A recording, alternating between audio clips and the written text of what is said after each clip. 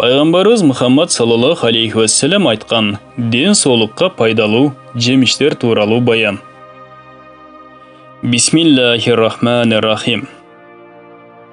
Пайғамбарыбыз саллаллаху алейхи вассалам дарбызды бышкан курмалар менен кошо жегенде жактырчу жана мындай деп айтар эле. Булардын башкача айтканда курмалардын ысыктыгын, мунун башкача айтканда дарбыздын сууктугу зыянсыздандырат. Дарбыз тууралуу көптөгөн хадистер бар. Бирок жогорку хадистен башкаларынын бирөөсү да ишенимдүү хадис болуп эсептелбейт. Жашыл дарбыз суук, нымдуу жана таттуу сыпатка ээ болот. Ал ашказанды жана ичегилерди тазалоодо жакшы каражат болуп саналат. Дарбыз ашказандан бадыранга караганда тезирээк чыгып кетет жана ашказанда бар болгон бардык заттар менен аралашып кете алат. Дарбызды жылытып жеген пайдалуураак. Ал эми аны муздак боюнча жеген кезде ага бир аз имбир кошуп жеген жакшы. Дарбызды тамактан мурдан жеген дурус. Ансыз ал түгүл айрым адамдардын кускусун келтирүүсү да ыктымал.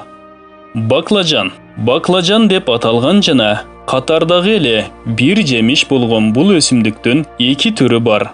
Биринчи ак жана экинчиси кара. Көпчүлүк окумуштуулардын пикири боюнча баклажан ысык сыпатка ээ. Кара баклажан кара өттү, черная желчь, геморрой деп аталган илдетти, кан тамырлардагы тыгындарды, рак оорусун жана алапес, проказа илдеттерин пайда кылат. Мындан сырткары ал, башкача айтканда, кара баклажан адамдын бетинин түсүн да өзгөртүп, ооздон жагымсыз сасык жыт чыгарат. Ал эми ак баклажанда болсо, бул жаман таасирлердин жана сыпаттардын бири да жок.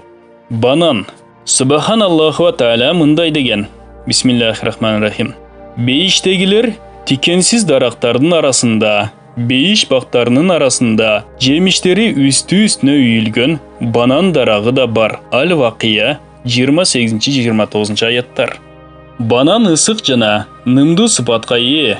Эң мыкты банан бул жашыл жана таттуу банан. Банан көкүрөк клеткаларындагы жана өпкөдөгү каттуулуктарды, жөтөлдү, бөйрөктөрдөгү жараларды жана эркектин урук чыктагыч безиндеги жараларды айыктырууга жардам берет. Ал ошондой эле зааранын жана уруктун пайда болуусуна да жардам берип, ашказанды жумшартып, жыныстык делебени козгойт. Анын үстүнө бул учурда аны негизги тамактан кийин жеген дурус. Банан ашказанга зыян келтирүүсү, өт менен былжырды начарлатуусу да ыктымал. Бирок эгерде аны кант же бал менен жесе, анда анын бул терс таасирлери жок болот.